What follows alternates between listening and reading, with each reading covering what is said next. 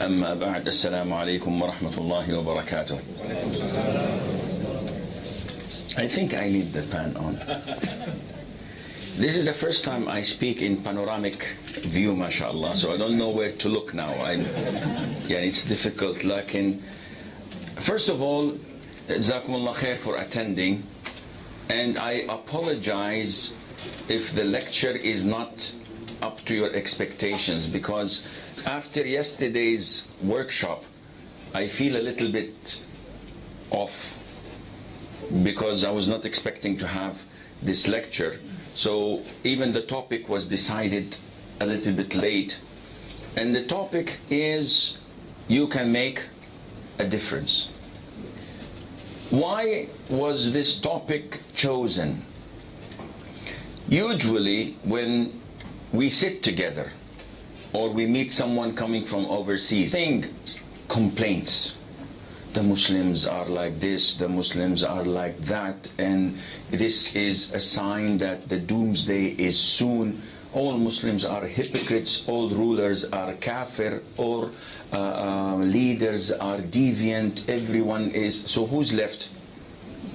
People are doing a lot of extravagant things in their homes. Only the street we live, you and I, in, are abiding by the real Islam, because we're still living in huts and houses made of mud. He said, I think you're right. And he said, but to tell you the truth, the only two people I know who are abiding by Islam, praying Fajr on time, in the first row, everything they do in their lives is Islamic, is you, Abu Saleh, and me, Abu Rashid. And Abu Saleh says, I could not agree more. After 5 minutes pause, Abu Rashid says, Abu Saleh, the way you pray is not according to the Sunnah. You put your hand a little bit below your chest. So the moral of the story is, when we sit together, we usually talk about the world as if it's going to end, not knowing that we are one of the main reasons of it. This was extremely or beautifully illustrated by the hadith we talked about yesterday in Adab al-Mufrad. The Prophet said, alayhi salatu wasalam, whoever says among you that the people are doomed, then he is the most doomed of them all. When you sit and all what you do is criticize people. The people of Malaysia are this, the people of Saudis are like that, the people of Syria, they deserve to be killed, the people of Yemen, may Allah burn them all, the people of... What are you doing? You're criticizing everyone else. Now, instead of cursing the darkness, what to do? Light a candle. Instead of doing what everyone can do, which has no benefit, do what is beneficial. What to do? Be positive. You can make a difference. Is this possible? Can I change events all over the world? Can I make peace all over the world? Can I make Islam victorious once again? Can I? See, when you put a lot of questions, these are actually a lot of hurdles. They will stop you from moving, from progressing, and this is not the way Islam looks at things. The Prophet ﷺ ordered us to enjoin good and to forbid evil. He did not order us to change the evil. Meaning, if someone is smoking, is this evil? Evil. I tell him, brother, smoking is haram. If he does not listen, it is not my responsibility to come and take the cigarette and extinguish it, take the packet and destroy it, and maybe beat the brother. This is not my job. The Prophet told me to do something. Now, if I execute, if I do what the Prophet had ordered me, alayhi salatu wasalam, things will differ. Things will become different. Our problem is we're good in analyzing. Yes, we have this problem over there. We should put a chandelier over there. The carpets must be changed. But no one is doing the actual work. So we only speak and talk. The essence and the reason of this lecture is that if we do what Allah and the Messenger ﷺ tell us, we can make a difference. Whether the difference and the change takes place in my life or afterwards, this is not a problem. The most important thing is that I have executed my role. And let us look at few examples. As I said, this is not a serious lecture. This is just spending time. Angels come, they pray for us. The Sakina comes around us. Allah Azza wa Jal reward us. What more can we get or hope for? Khalid ibn al-Walid, one of the great enemies of Islam. He was the sole reason for the semi-defeat of the Muslims in the battle of Uhud on the which year? Which year? Second? No, it's not second, third. But this finger is lazy. It doesn't. It's on the third year of Hijrah. The second year, what happened? Badr, the Battle of Badr. So Khalid bin Walid was an enemy of Islam until it was the 8th year of Hijrah. Few months before the conquest of Mecca, he became a Muslim. On the same year, the Prophet ﷺ sent an army, and this army was engaged in the Battle of Mu'tah. An army of few hundreds, less than 3,000, went to fight who? The Byzantium army of only 200,000. 3,000 to 200,000. The Prophet ﷺ, if anybody in management here? Anyone works in management? HR? All engineers, mashallah? Mashallah, tabarakallah. In human resource, we have something called succession planning. Our organization, when they have one head, what happens if the head dies? The organization falls. What happens if a department relies only on one individual? When he takes 1 month leave, we are crippled. If he resigns, we are devastated. So there is something called, very logical, succession planning. Ahead of a department, there are two potential to succeed him. We give them training, we give them what is needed. When he leaves, they can assume his job. This concept is new. The Prophet ﷺ did it almost 1400 years ago. He appointed a leader. He said, Zayd ibn Haritha leads the army. If he dies, then it's Ja'far ibn Abi Talib. If he dies, then Khalid, Abdullah ibn Rawaha. So he gave them 3 options to select. All 3 were killed in the sight of Allah. The army was shocked. Now 200,000 and we are less than 3,000. What will we do? So they appointed the closest to them who they think he is the best to lead. Khalid bin Walid. One man made a difference. Overnight, he ordered them to do a trick. Those on the left brought them on the right. Those on the right brought them on the left. Those at the back came forward. Those in forward came backwards. Now the enemy army was looking. All what they see, new faces. And after a long day of battle, they thought, oh, now they have reinforcements.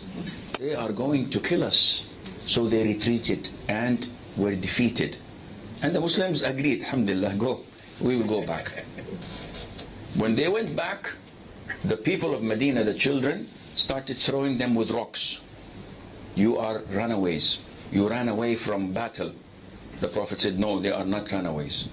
They will go and fight again, inshallah, when they have the power. So the Prophet exempted them from being insulted, of being cowards or runaways. And he said, Khalid is Sayfullah, the sword of Allah. Did one man make a difference? Yes. And we know his history of bravery and fighting for the cause of Allah Azza wa Jal. One man can make a difference if there is sincerity in the heart.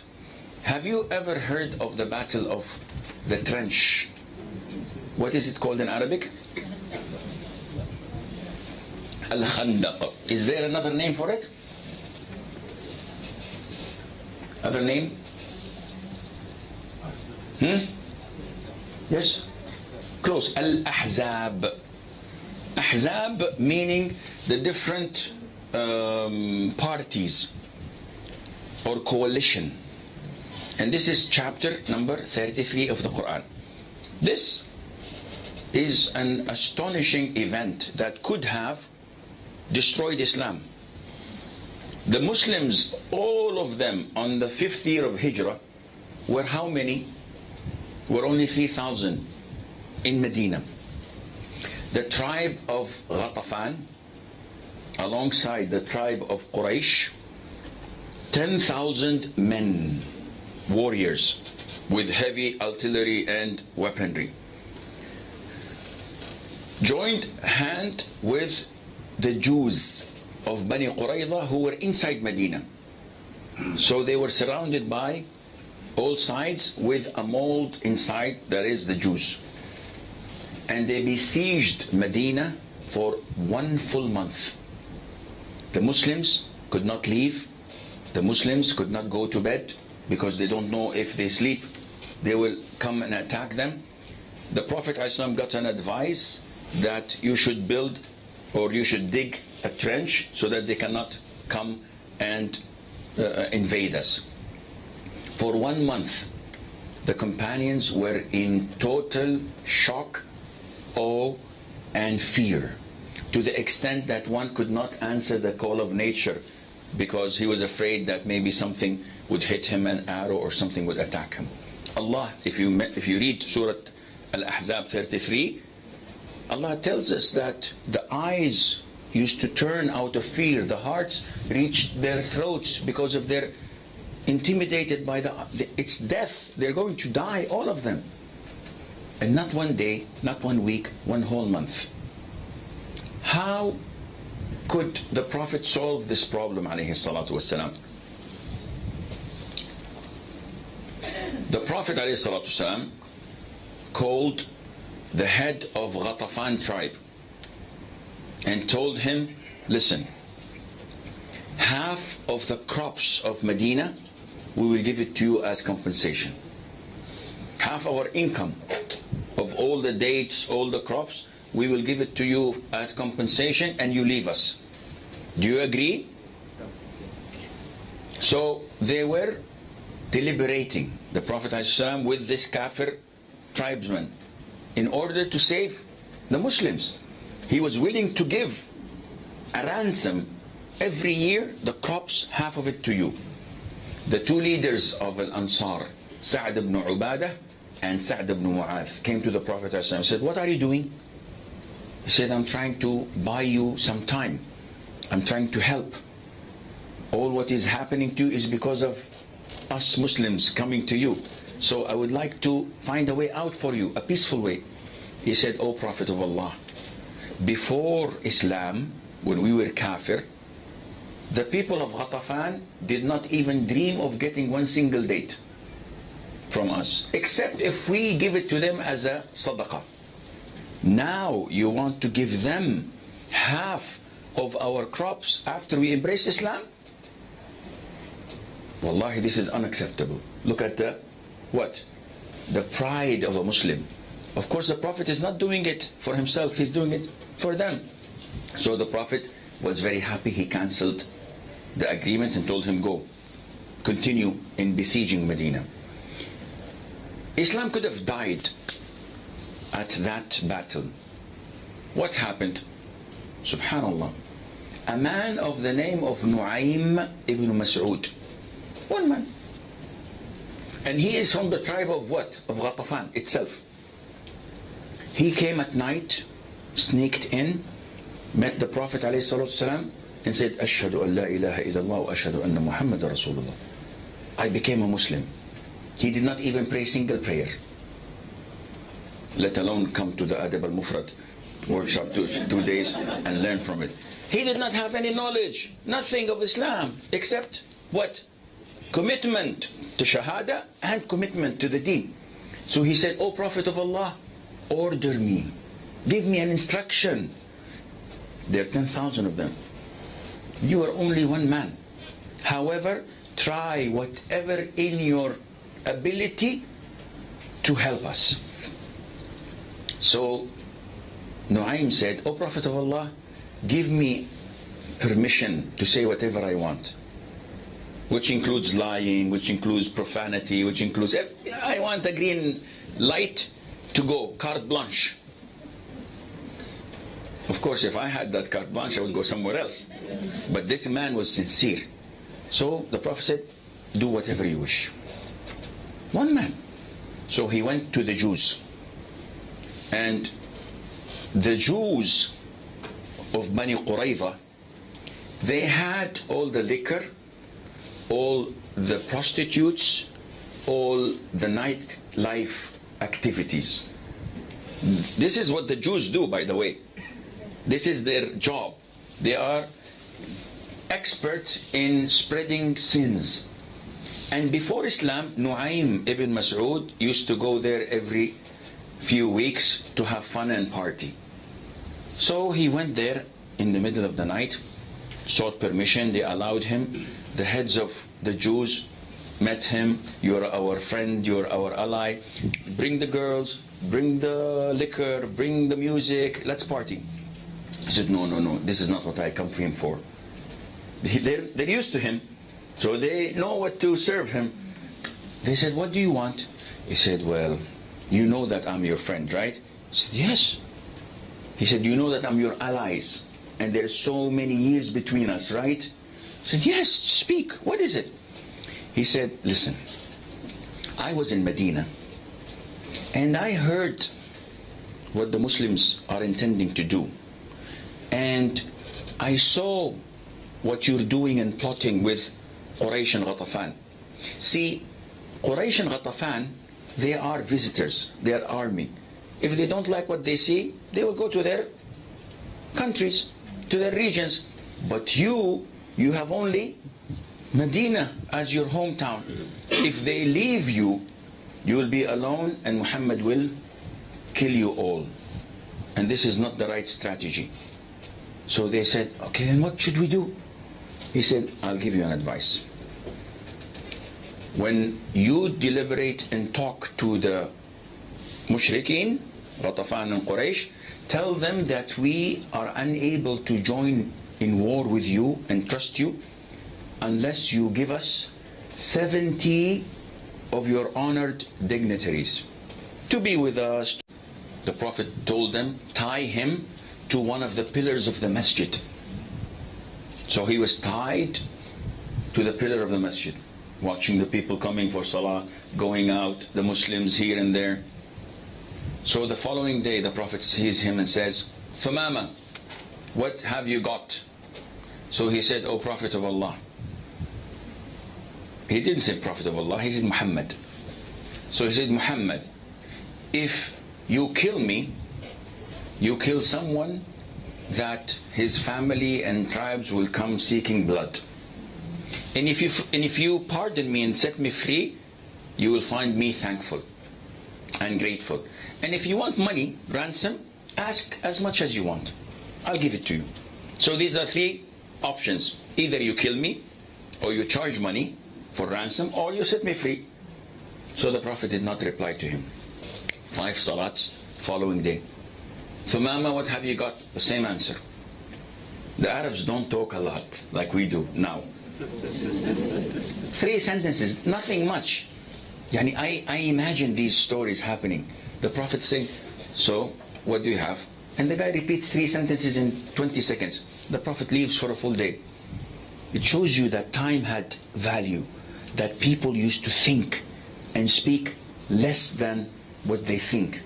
Not like us today. Yeah, sometimes I sit with some of the brothers in the car, and he takes me from one place to the other, and he speaks for half an hour. I say, and then I wake up and the guy is still speaking. He says, yes, mashallah. People speak. Your speech has to be beneficial. Yes, there's no problem. You speak, but with benefit.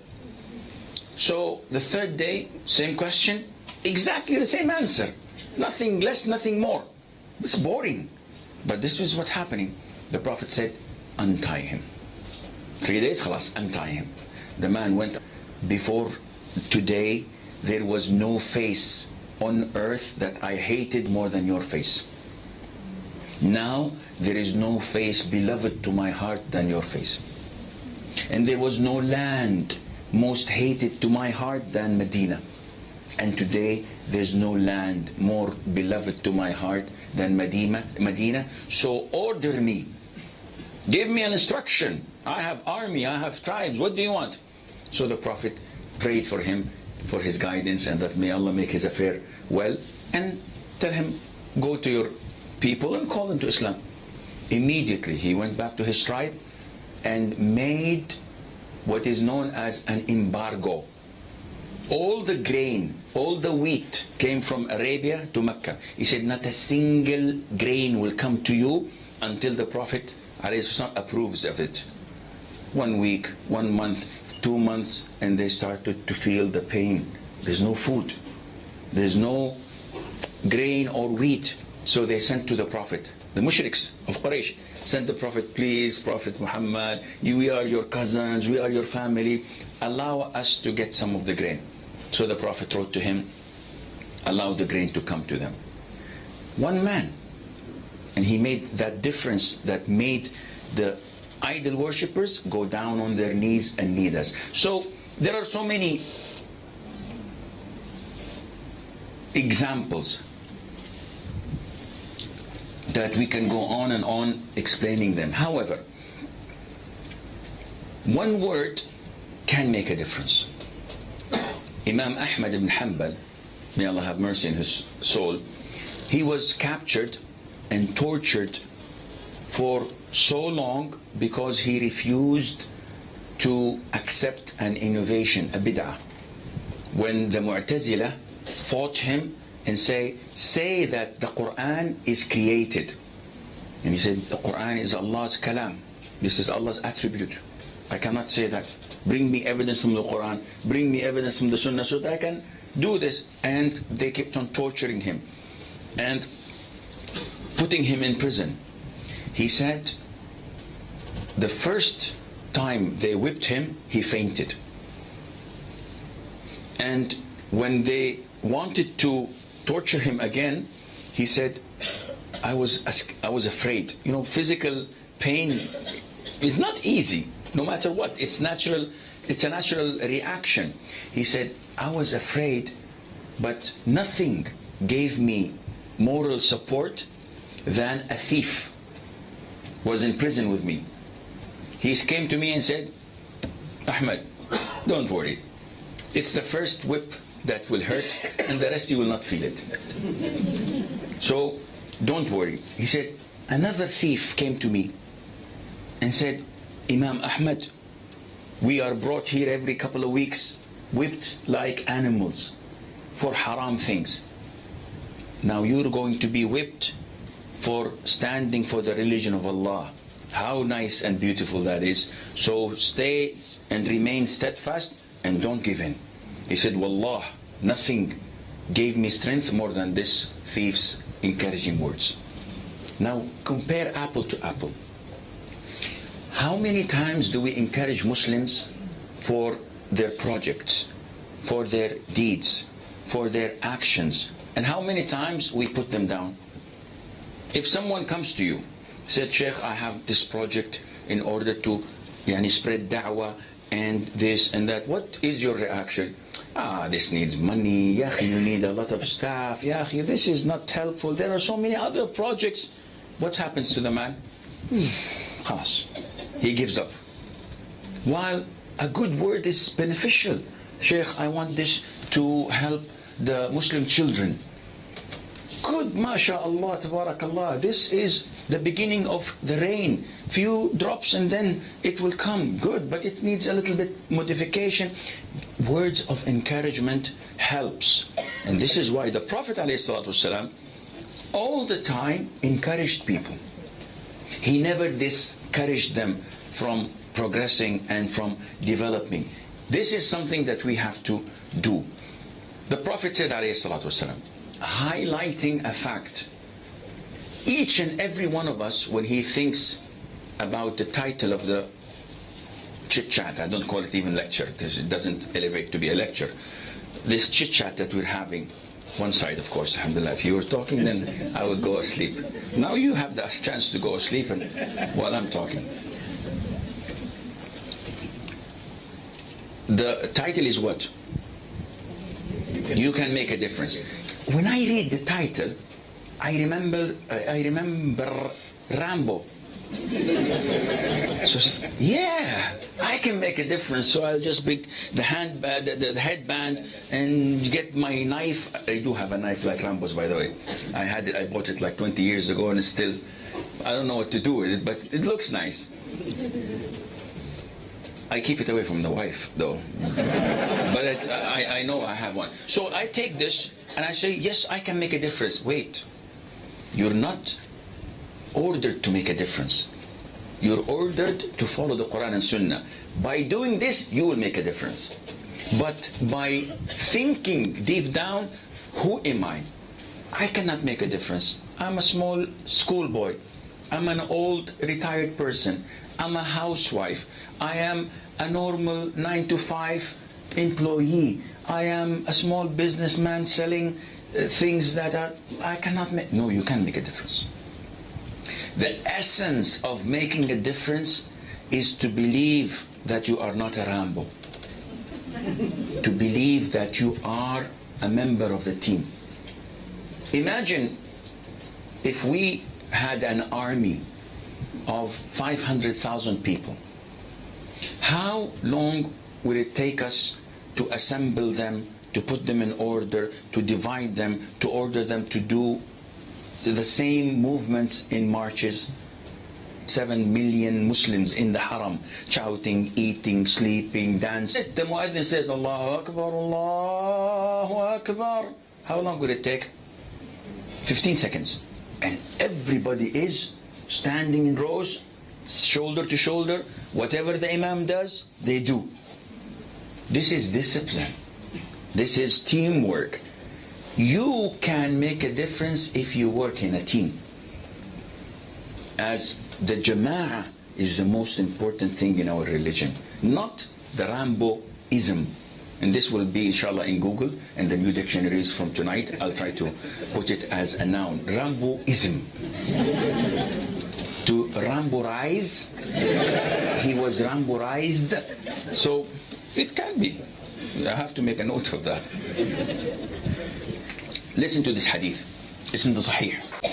Believe that? He made a whole nation, the nation of Saba, come into Islam. Even Sulaiman did not know about it. One bird. So do not look down at yourself. You can make a difference. If you're a teacher, how many good things you can bring to your students. I taught for 15 years. Wallahi, the most beautiful years of my life when I was a teacher. And teaching in Saudi Arabia, as they say in English, sucks. It is one of the most awful things you can do. Why? Because you teach, I used to teach in high school, meaning ages between 16 and 21. So this is the worst age of teenagers. Each one of them thinks that he is Rambo. And with the grace of Allah Azza wa Jal, I used to teach the worst subject you can ever teach in Saudi, which is English. Have you seen Saudis speak English? It is horrible. They don't use no, that's it. And I used to teach them grammar. I used to teach them vocabulary. I used to teach them listening, writing. Imagine explaining to them passive voice in the past participle.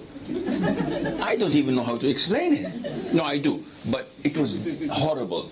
15 years, I loved teaching because not of English. It's a hopeless case. Seriously, I used to teach them what makes them pass the exam. But the most beautiful aspect of it is the personal level. When you know each one of them, and they confide in you. They think that I'm their father figure. So they come to me. They complain to me of their problems. And I used to have like 3,000. No, it's the whole school year is 1,000 students. And every 2-3 years, they all go and come someone else. So I don't remember them as usual, but I remember them while I'm teaching. He has a problem with his father. He has a problem with his mother. He has a problem with his siblings. People are attacking him. People are abusing him. And I solve this problem, and I call his father, and I call it. This is not my job. I used to love it. And I never thought of making a difference. After I left school, that was 16 years ago, after leaving teaching, till today, I get students calling me, seeking counsel. Till recently, mothers of students, fathers of students, call me not as a sheikh, as the teacher of their son, saying to me that our son did wonders, he did this, he did that, may Allah reward you. And they have problems between them, the spouses. They want me to intervene and solve it to them. You can make a difference in your society, in your neighborhood, in your family, your relatives, if you want to do this. So a teacher has a great role on his students. If he just puts in mind that every single word, wallah, now, okay, in Malay, do you say to the youngsters in the school, yani something like, you swear at them, say you donkey, you're stupid, you're crazy? You do. In Saudi, this is normal. Yani to say kalb ya ahmar, it feels good to say it. I never say this now because you're not Arab. Yani, wow, I don't know what I'm missing. This is normal to say to a student, you're a dog, you're a donkey, you're stupid, and maybe worse. Wallahi, I was half more in size and muscles than now. Seriously, I was a bodybuilder. So whenever I was in the school, teachers are scared of me because of the way I would look, healthy and mashallah strong, and I never ever laid a hand on a student. Never. Yet, mashallah, they loved me like they love their fathers. And this is why you can make a difference. A doctor. Imagine you're a doctor. Any doctors here? No doctors? No executives? Any teachers here? Okay, alhamdulillah, 2 teachers. And the rest are students, then definitely, or jobless. I thought that Malaysia had a good record in workforce. Anyhow, a doctor can do wonders. Imagine what a doctor can do to benefit people. When he only begins to treat them, when he says, Bismillah, Allahumma lakal hamd, MashaAllah. I know one of my daughter's father-in-law. So this is a doctor. His son is married to my daughter. He came once to my house to see our grandchildren. Our grandchildren, because his son and my... do I have to explain? Well, like, people are asleep. Okay. So he came to see, MashaAllah, throughout the checkout, from the beginning to the end. The guy saying, Bismillah, la hawla la quwwata, MashaAllah, Tabarakallah. He's doing the exercises and remembering Allah Azza wa Jal. How would the patient feel? He would feel good.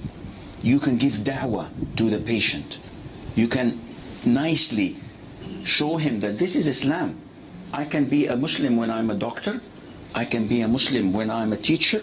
I can be a practicing Muslim when I'm an executive in an organization. And I also can be a Muslim when I'm unemployed like most of you.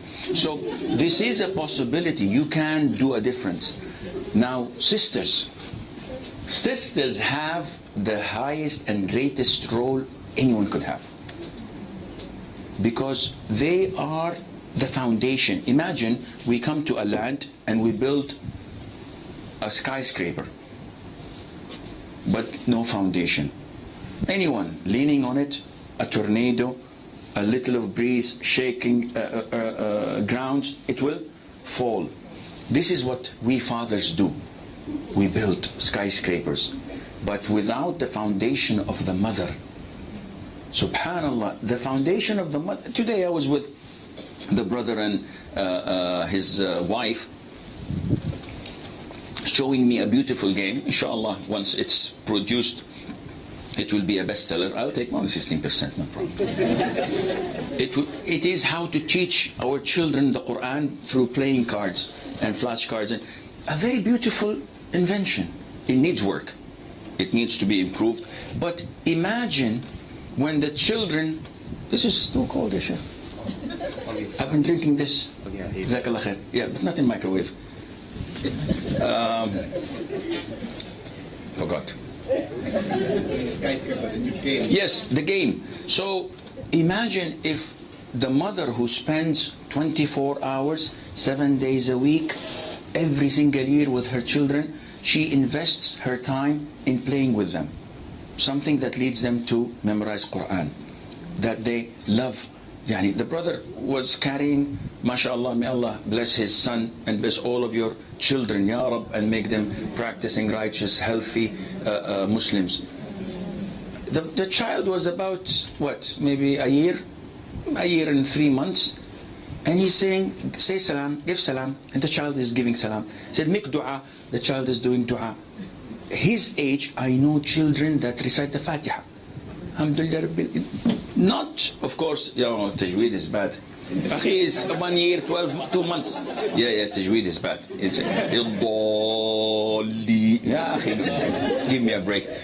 A child of this age, which means, who taught it? The brother? No, the mother. It's the mother. I've seen children, the hadith of the Prophet ﷺ, when he was brought with a female slave, the companion slapped her, and then he felt sad. So why did he slap her? The female slave was responsible for sheep. A wolf came and ate a sheep. So he was upset, he slapped her. Ya salam, zakallah khair, barakallah fiqh. So he slapped her. Then he felt sorry. He went to the Prophet ﷺ. He said, bring her to me. So he brought her. The Prophet asked her 2 questions. What is it? What are the 2 questions? Ayn Allah. Where is Allah? She said, over the heavens. Fi as-sama. Fi as-sama. As-sama, by the way, is not what people think is the sky. As-sama in Arabic has 2 meanings. The sky, and it has the meaning of height. So Allah is in the height, meaning Allah is above everything. So he asked her, who am I? She said, you are the Prophet of Allah. The Prophet said, set her free, she is a believer. And you will not become a believer until you believe that Allah Azza wa Jalla is above everything. I know children in my family, the mothers teach their children when they are 1.5 years, barely able to speak. They ask, Ayn Allah? The child looks, Fi as-sama. They instill tawheed in them. So the mother has the greatest role on earth in instilling, inserting, upbringing the children on Islamic etiquette. They eat, they say Bismillah.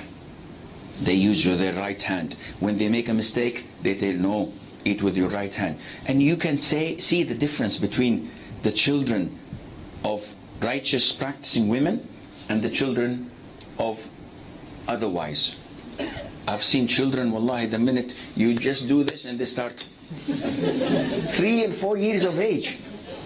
I've been to some of the brothers' house and the children come and say, look, Sheikh, yalla, yalla, yalla. And the child is dancing. And the father is happy. I said, Akhi, why are you happy? He said, look, they love music. And they don't know it's haram. And I like them to dance. Subhanallah. What is the difference? The difference is the home. If the mother is practicing and believing in only giving the good da'wah, then she makes a difference. And this difference will reflect on the whole community. But then when everyone begins with what we have begun this chit-chat with, there is no hope. There is no way. What will happen? What will change? What would my 1-year-old child do difference? Nothing. So let us live like animals. Eat, drink, sleep, wake up. This is all what we care about. I see Muslims being killed. I see Islam falling. I see non-Muslims doing bad things. What can I do? But if my salary goes 10 ringgits down, I will begin tomorrow doing rioting and doing this and this. Then it is بَلْ تُؤْثِرُونَ الْحَيَاةَ الدُّنْيَا وَالْآخِرَةُ خَيْرٌ وَأَبْقَى. Exactly as Allah Azza wa Jal tells us, and we hear this surah on, and we recite it every witr we pray. So I did not expect to go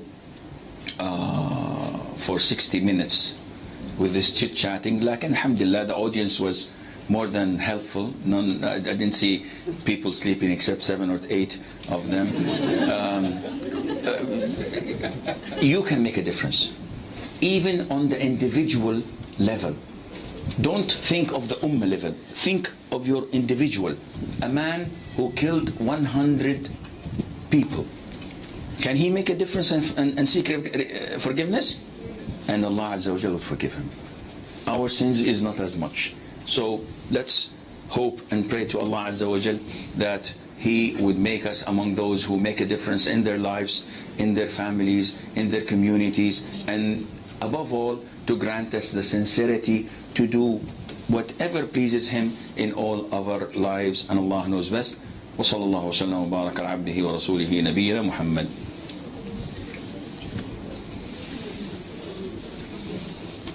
شكرا. السلام عليكم ورحمة الله وبركاته. السلام ورحمة الله وبركاته. شكرا لكم شيخ. بارك الله فيكم. For the nice chit chat. We just had a short chit chat tonight, and after this we'll have a short Q&A. The Shaykh will decide how many questions he will want to entertain. So we'll give you the mic. Those who want to ask questions, please ask. But when time is up, you have to stop questioning. Now, before the question is asked, I would like to make an announcement. This is an announcement for you all to make a difference for TSP 2017, March 25th and 26th of next year. Ticket sales begins Wednesday, 23rd November 2016. You please go to the TSP website, www.thestreetpath.com.my, or go to Instagram. The price is 110. The place is at my trade. We only have 2,000 seats this year. Unlike last year, we had 3,500 seats at PWTC. So, come, pick up the tickets quick. We have new speakers coming, other than Mufti Meng, Sheikh Salah, and Sheikh Assim. He's Sheikh Abu Usama from England. And the other gentleman is Ustaz Hassan Akbar from New York. Inshallah, we want you to participate and make the difference, and make a difference to you, and make a difference to all of us. I now pass over the mic to this group first. And Imran, please pass over the mic to the other side for any question, Q&A. I'll monitor here. Any questions, sisters, please? Or brothers? Anything? Alhamdulillah, jazakumullah khair. You have to be quick thinking, sisters. Otherwise, the Shia will leave you all. There'll be nothing answered. Maybe tomorrow they have working days. I'm free. I'm traveling. I don't have anything to do until Fajr. So, Brother Ben, you come all the way from farm, please. Sisters?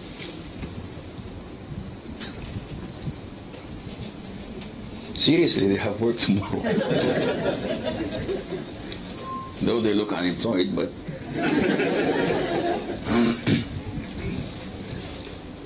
oh, saya cakap dalam bahasa Malaysia. tak ada masalah. La masail, he said. No problem. Okay, give me 1 more minute. Any question, please? Assalamualaikum warahmatullahi wabarakatuh. Wa alaikum salam wa rahmatullahi wa barakatuh. I don't know where to look. Maybe the loudspeaker. Yeah, behind that. So my question is that I have two school of thoughts with regards to taking action. In the, for example, some of the rallies that have happened in the country. There's one school of thought that says that it's un-Islamic to participate. There's another school of thought that says that various ayat and hadith says that you should take action against a government that is not doing the right thing. So how do we make a difference? Do we follow the Ummah and be good practicing Muslims and don't do anything, or do we actually also make it known that we're not happy with the government not doing the right thing? Okay. Bismillah ar-Rahman ar-Rahim. Alhamdulillah wa salatu wa salam ala Rasulillahi wa alihi wa sahbihi wa man ihtada bihuda. Amma ba'd. This question is very important, but the problem is, if I answer it in a specific way, people will say, he's Saudis, he's working for the government, he's petrodollar scholar, and all these slanders. And if I answer it in the other way, they will say, he's a Khawarij, he wants to make rebellions and he makes fitna. Now, you want the Islamic verdict or you want the hanky-panky one? Islam, I'll give it to you from the end. No, I'll give it to you from the beginning, the logic, and then the end. Islam has main principles that you must not play around with. One of the principles is whenever the consequence of your action is more severe than the action itself, it becomes haram. For example, I come to a person and I say to him that this action is haram. What are the consequences? One, that he will say, Jazakallahu khairan, he stops. What should I do? It is a must for me now to say, don't do this, because the consequence is positive. Action number, or possibility number two, don't do this, this is haram. He says, I will do it and I will increase in doing something that is worse. No scholar on earth would tell you that this is permissible. He says it is prohibited for you to say it's haram. Why? Because the consequence is far greater. Example from the Quran. Allah says, وَلَا تَسُبُّوا الَّذِينَ يَدْعُونَ مِن دُونِ اللَّهِ فَيَسُبُّوا اللَّهَ عَدْوًا بِغَيْرِ عِلْمٍ. Do not curse the idols that they worship, so that they would not curse Allah through transgression and without knowledge. What is the ruling on cursing the idols? This is what the Prophet did, alayhi salatu wasalam. He destroyed them, he cursed them, he started telling them that these are... So this is a good action. But Allah is telling us, if this would lead to cursing Allah, stop. This is greater evil, don't do it. Now, there is a third option. Akhi, don't do this. So he, instead of not doing it, does something else equivalent to it, which is also haram. So I enter a place and they're playing music, Arabic music. And I say, Akhi, this music is haram. Fear Allah, don't do it. He said, oh, Jazakallah khair. He goes and changes the DVD and puts Justin Bieber. It's the same. But there is no point in doing it. So there is a fourth option which is also recommended. The haram is reduced. So he has the volume on 8. I said, this is haram, it's not permissible. So, we have customers, I'll put it on 2. Fair enough. It's less, it's okay. But it's not like when it's completely changed. So this is a main principle all scholars agree upon. It's logical. Nobody says, it's logical. Among the principles that are applied in Islam is the principle of the consequences. The Prophet said, alayhi salatu wasalam, and the hadith is in the Sahih, you all know it, inshallah. He was speaking to mother, the brother is laughing. He said, well, they all know it, seriously, what? Look at them, mashallah, Bukhari, Muslim. You know. The Prophet alayhi salatu wasalam was with mother Aisha.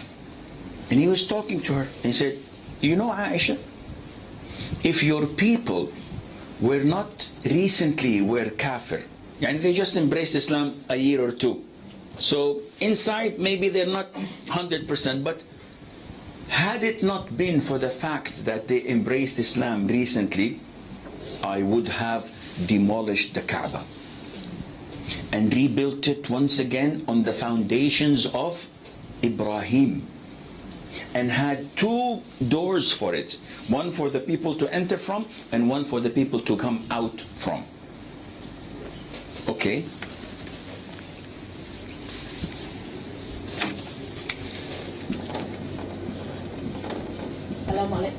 No, I'm not finished. I'm not finished.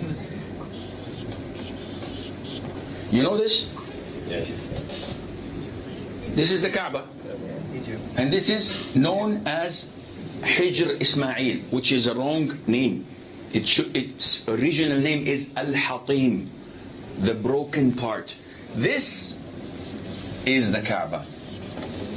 That is why if you go, when you're making tawaf from here, your Umrah is not valid.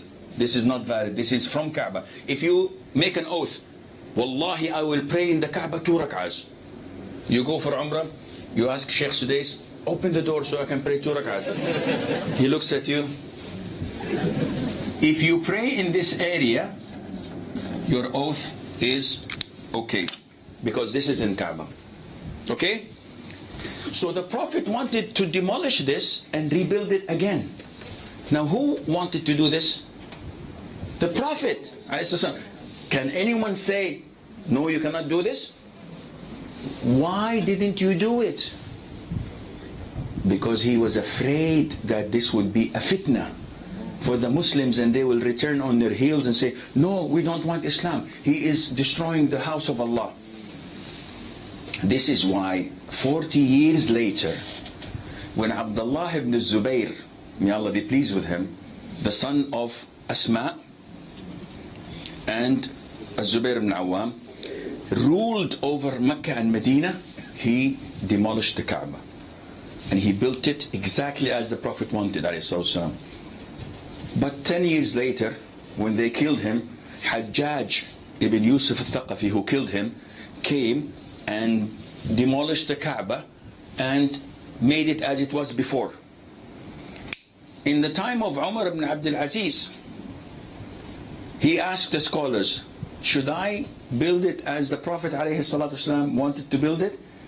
The scholars, I think Malik ibn Anas said, no. Then they will make Allah's house a toy. Every caliph comes, every king comes, destroy. They said, no, build, destroy, build. He said, leave it as it is. And this is why it is left since that time. The moral of the story, the Prophet himself, alayhi salatu wasalam, refrained from an action, though it was legitimate, though it was good, because the consequences were what? Were dangerous, were bad, were not as good. Now, long story short, You forgot the question, of course. This is one of the attributes of a good speaker, that he takes you left, right. A nice story, but I don't know. The story is protests and demonstrations. Were protests and demonstrations part of Islam? No. Where did they come from? From England, from France, from recent... Yeah, okay. What is the rule on publicly denouncing or objecting or saying something against the ruler? Haram. Why is it haram? Akhi, what do you have? Nothing. What does he have? The army, the National Guard, the police, the FBI, the CIA, and the jails. So by going and insulting him in public, would this bring good to the ummah? Let us assume that we will tomorrow go on marches and protest 100,000 Muslims. Peaceful. With our children, with our women, with... It has to be segregated, huh? How will you have women and men segregated? Nobody will... How do you guarantee that not 5 Jews come and throw Molotov bombs and make problems or kill someone, and who will be blamed? The Muslims. Over and over again. How many times do you have to think when you look at these same demonstrations that took place in Egypt, Syria, Iraq, Yemen, Libya, Tunisia? What had resulted? The killing of millions of Muslims in less than 5 years. The deportation, the exile, the refugees of tens of millions of Muslims. Would you like your country to be like this? Don't be used by politicians. This is the role of the politicians, to play with you like puppets. Muslims are not, we are progressive. We are positive. We want to build, not to demolish and destroy. Therefore, with all due respect to scholars who say it is Islamic, it is not Islamic. This is the fatwa of Sheikh bin Baz, one of the greatest scholars of recent times, who died. The fatwa of Ibn Uthaymeen, the fatwa of all our scholars of the permanent committee of grand muftis. And one says, "Oh, Sheikh, they're all Saudis. They're afraid if they say something else, they'll put them in jail." This is a possibility. But these scholars that I have, nowadays it might be correct. The scholars I spoke about, bin Baz, bin Uthaymeen, they had no problem at all. People who lived poor, though the oil fields were pouring to them and they would not take a single penny. Yani, okay, Sheikh Asim is pro-government. And we can tell, he goes every year to Côte d'Azur, Nice, he goes to Hawaii, he's using money, he's living his life. When you have someone like Sheikh bin Baz, who died when he's approximately 90 years of age, not a single day off, while in office for more than 50 years, not a single day vacation, no real estate, not lavishing car. His thobe is never iron as this. I don't wear thobes except when they're ironed. All Saudis do this. All of you.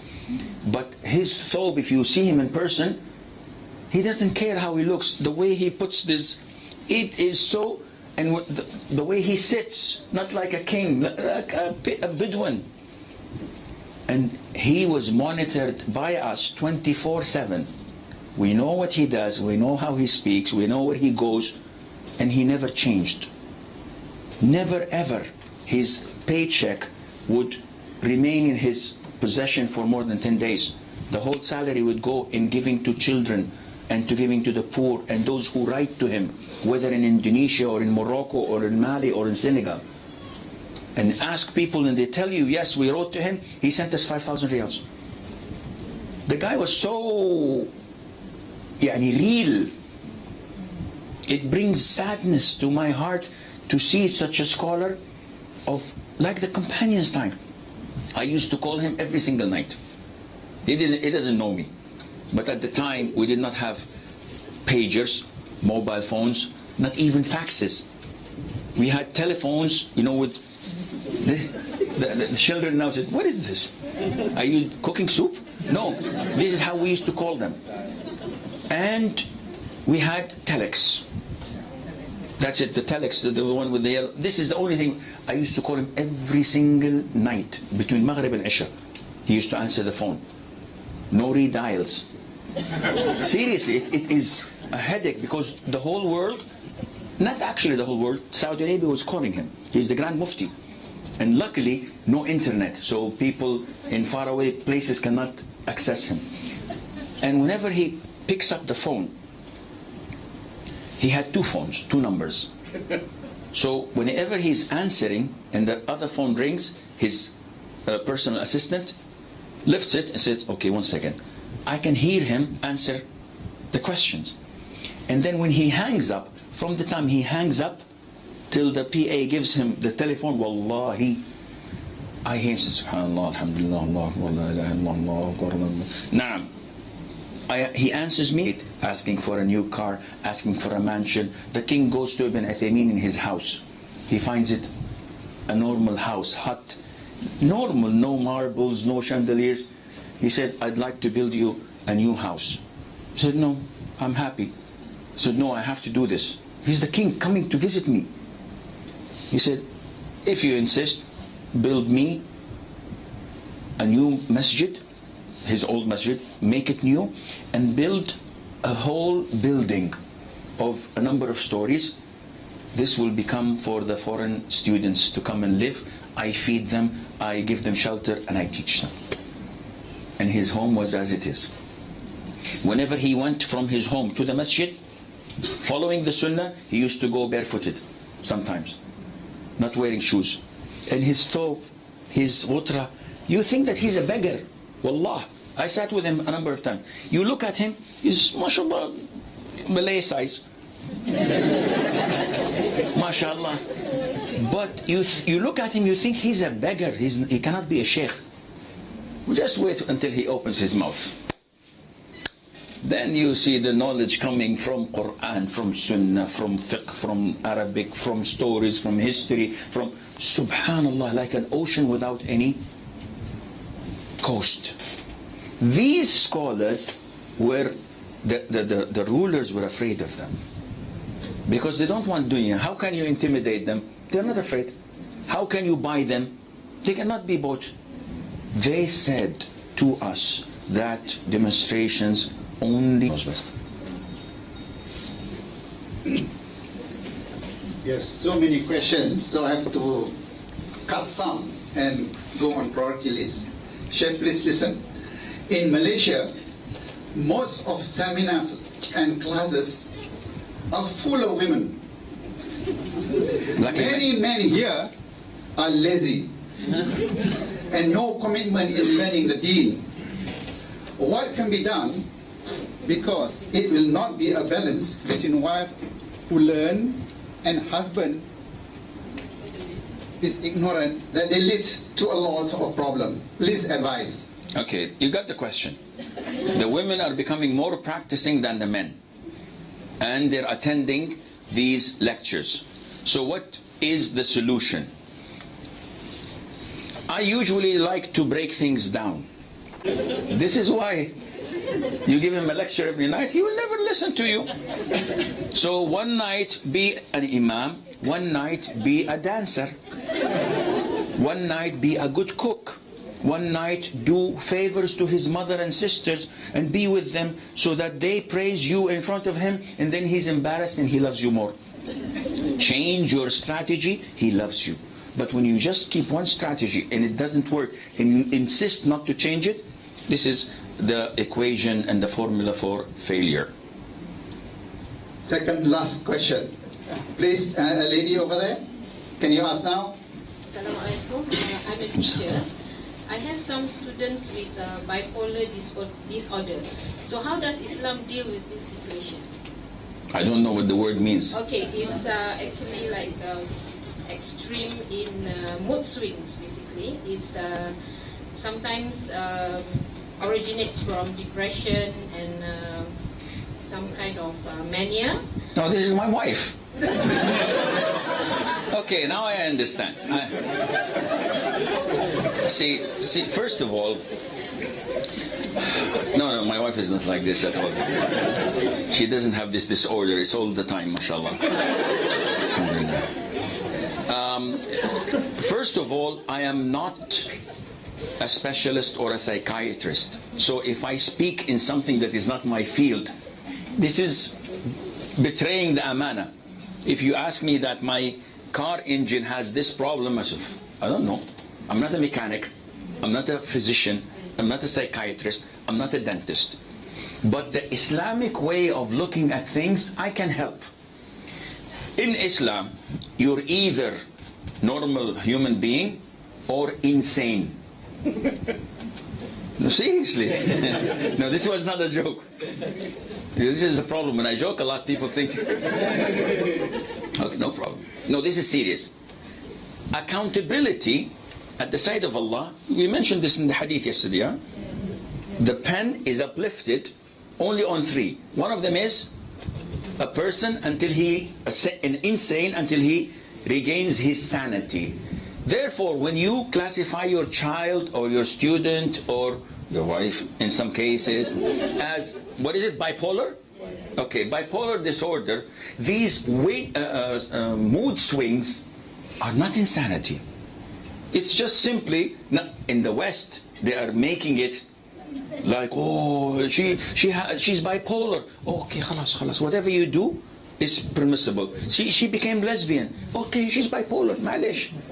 She did this, it's a bipolar. No.